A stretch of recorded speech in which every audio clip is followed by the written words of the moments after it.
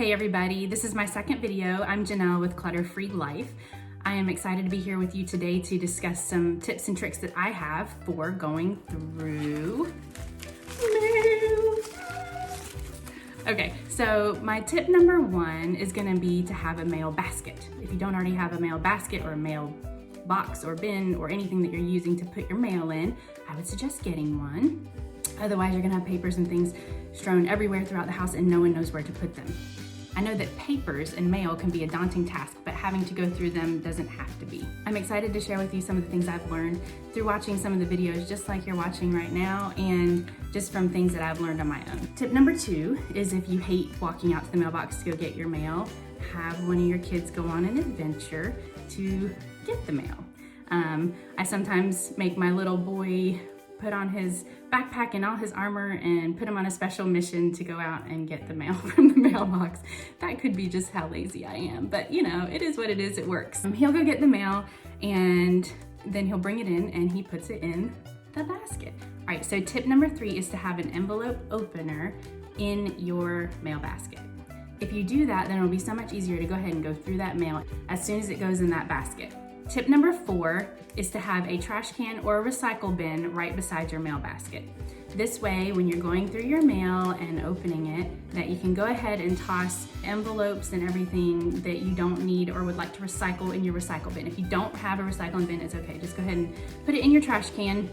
We understand that not everybody recycles, or not everybody has the chance to be able to recycle because it's not available in your area, and that's okay. Just go ahead and open all those envelopes, get everything separated, and your life will be so much easier when you do, I promise. Another really neat trick I have is to have envelopes in your basket that are labeled, and they can be labeled with anything that you need. So for me, it's bills to pay. Another file folder that I have is action. This folder would be something like if you have subscriptions that you need to fulfill, or you have to decide on a membership, or you want to decide on some different things, but you've got to take action on them pretty soon.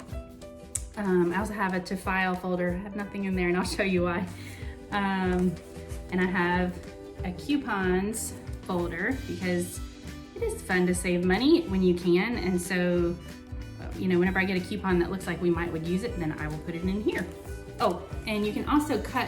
It's nice if you are visual like me, if you want to cut your folder and tape it along the side so that you can see that there's something in it that's got to be done or taken care of. So I hope that makes sense. It's kind of cheap and easy, and I hope that that will help you out. Okay, so I'm gonna take you on a little field trip and show you my mail basket and my recycling bin, and then a really cool way that I like to file my paperwork. Here we go. Here's my mail basket, and everything that is in front of the file folders needs to be opened and gone through. This mail just came in from my awesome little boy who brought that in for me, and I am going to go through it. Down here, it looks kind of a mess, but it's my recycling bin. And when things are too big, I do put them kind of in the corner to be taken care of. I do have this awesome mail table that my husband got for me, and obviously you don't have to have a mail table, but I do love it because I'm able to organize some things that I have in here, just like my stamps are right there and our scale for weighing our letters. I also keep some envelopes and things like that that kind of go along with your mail so that everything's in one place. Here's my basket and my letter opener. I also keep this tool with me in this basket at all times. This is to open all of those crazy Amazon boxes.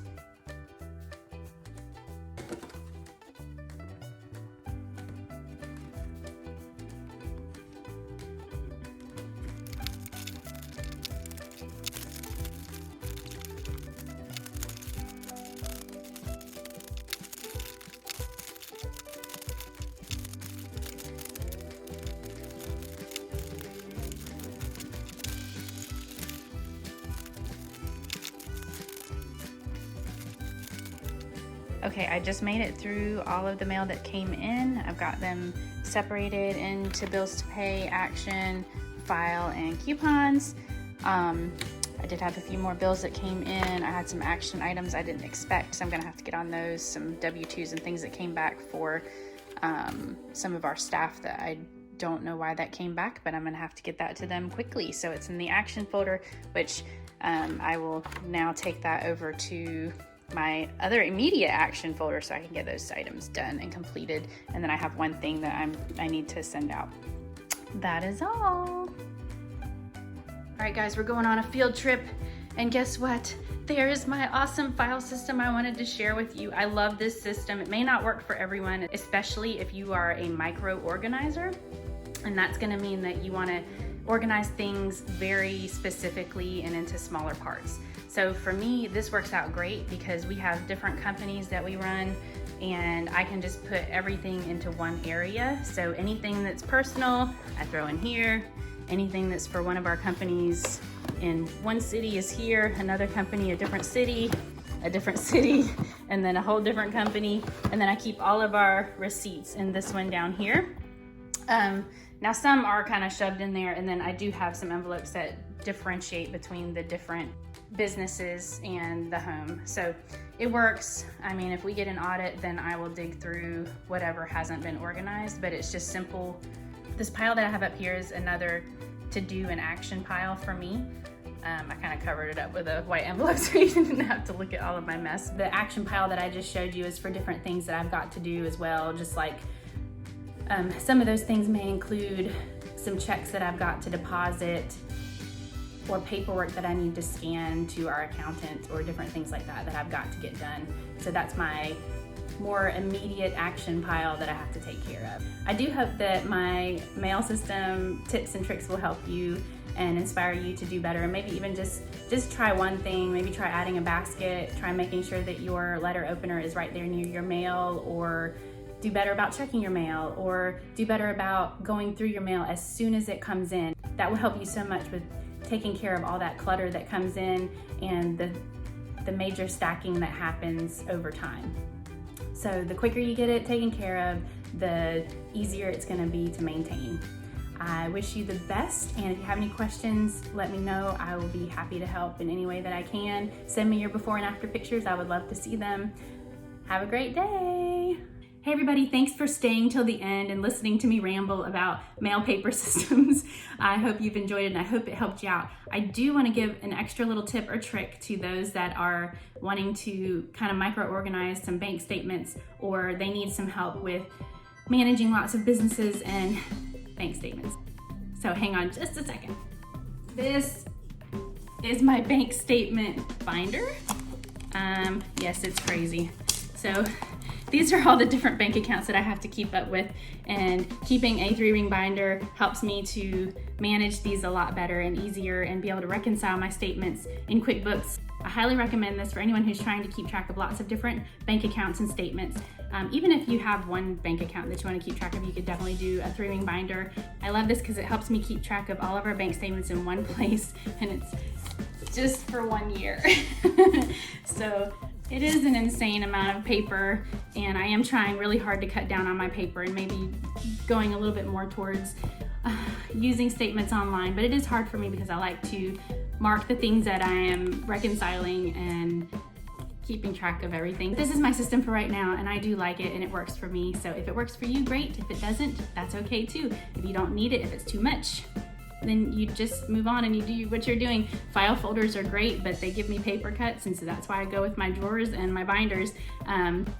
At the end of the year, I put everything into one big file box and I put it in my attic, and I don't worry about it anymore. And so when it comes time, if I have an audit, then I will go through everything that I have and organize it. But until then, I don't feel like it's necessary. But again, if you're a micro organizer, what I'm saying right now is going to absolutely drive you bonkers. So don't listen to me. Just use your file folders and micro organize your things. You can use the drawer system, but for you might want to put different paper clips in there and clip all your papers together in an organized fashion, which I do at the end of the year before I put them in my final folder and into my file box. So crazy, right? I know. I'm going to show you that file box too before we go, and I hope that will also help you too, because you don't need all these papers in your office. Once the year is up and you're done with your taxes, take them up to the attic, and after 7 years, burn them. Okay, so here's the end of the year file box. I just have one file box. I used to do a file box for each individual company that I showed you earlier, and for personal, but I don't do that anymore. I just found it was wasteful as far as the boxes that I needed. My paper has also significantly decreased, and I think that's because for things like my water bill and different things, I'm trying really hard not to get statements for those and trying to do things more digital. So this actually holds all of the files that are needed for this entire year. So y'all have a great day. See you next time. Bye.